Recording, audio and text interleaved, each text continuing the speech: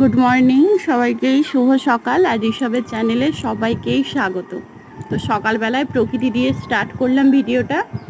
আমাদের পুকুর পাড়ের আম গাছগুলোতে অনেক আম হয়েছে, পেকেও গেছে, পড়ছেও। ঘরের কাজবাজ করে নিয়েছি। আগে ঋষভকে স্কুলে গাড়িতে তুলবো, তারপরে স্নান করব। এই যে রোজকার মতো ও গিয়ে বসে পড়লো ক্লাবের সিঁড়িতে।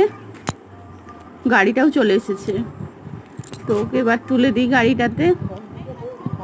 ও খুব আস্তে আস্তে হাঁটছিল, গাড়িটা ওকে নিয়ে চলে গেল।